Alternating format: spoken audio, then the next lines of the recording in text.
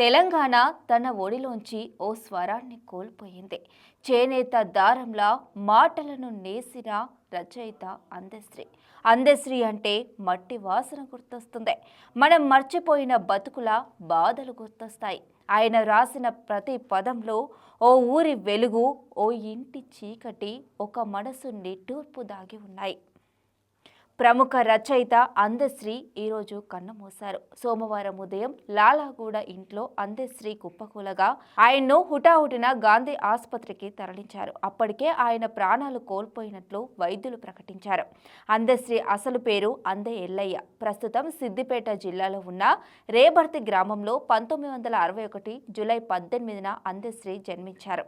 అందశ్రీకి ముగ్గురు కుమార్తెలు, కుమారుడు ఉన్నారు. జయ జయ హే తెలంగాణ గీతం రచించిన అందశ్రీ తెలంగాణ ఉద్యమంలో కీలక పాత్ర పోషించారు. తెలంగాణ ఉద్యమంలో కీలక పాత్ర పోషించిన అందశ్రీకి తెలంగాణ ప్రభుత్వం ఇటీవల ₹1,00,00,000 పురస్కారం అందించింది. ఈ ఏడాది జూన్ 2న తెలంగాణ రాష్ట్ర ఆవిర్భావ దినోత్సవం సందర్భంగా సీఎం రేవంత్ రెడ్డి చేతుల మీదుగా ₹1,00,00,000 నగదు పురస్కారం అందుకున్నారు. కాకతీయ యూనివర్సిటీ నుంచి గౌరవ డాక్టరేట్ అందుకున్నారు. తెలుగు భాష, సాహిత్యంపై అందశ్రీకి ఉన్న ప్రేమతో పాటు తన ప్రత్యేక శైలి ఆయన్ను ప్రజాకవిగా నిలబెట్టింది. గొర్రెల కాపరిగా మొదలైన ఆయన ప్రయాణం ఎన్నో పురస్కారాలతో పాటు డాక్టరేట్ వరకు చేర్చింది. జీవితంలో ఎన్నో కష్టాలు ఎదుర్కొన్నప్పటికీ వెనక్కి తగ్గకుండా కవిత్వమే ఊపిరిగా గళాన్ని వినిపించారు. తెలంగాణ ఉద్యమానికి అందశ్రీ కవిత్వం ఒక ప్రేరణగా నిలిచింది. ఆయన రచించిన జయ జయ హే తెలంగాణ జననీ జయ కేతనం అన్న పాట ఉద్యమానికి ఊపిరిగా నిలవడంతో పాటు తెలంగాణ అధికారిక గీతంలా గుర్తింపును పొందింది. అందశ్రీ రచించిన పాటలు ప్రజల్లో ఎంతో ఆదరణను కూడా పొందాయి. జయ జయ హే తెలంగాణ జననీ జయ కేతనం గీతం ఆయనకు పేరు తెచ్చిందే.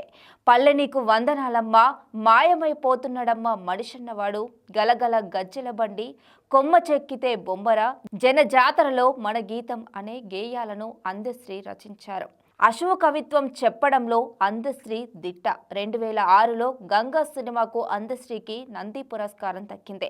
2014లో academic universal global peace doctorate, 2015లో దాశరథి సాహితీ పురస్కారం, 2015లో రావూరి భరద్వాజ సాహితీ పురస్కారం, 2022లో అందశ్రీకి జానకమ్మ జాతీయ పురస్కారం, 2024లో దాశరథి కృష్ణమాచార్య సాహితీ పురస్కారం, అలాగే లోక్ నాయక్ పురస్కారాన్ని అందశ్రీ అందుకున్నారు. జీవితంలో ఎన్నో కష్టాలను ఎదుర్కొన్న ఈ ప్రజాకవికి తెలంగాణ రాష్ట్రం ఏర్పడిన తర్వాత ఆయన సేవలకు జీవితంలో ఎన్నో కష్టాలను ఎదుర్కొన్న ప్రజాకవి అందశ్రీ. ఆయన జీవితం కష్టాల నుంచి గొప్ప గౌరవం వైపు సాగిన ప్రయాణానికి ఉదాహరణ.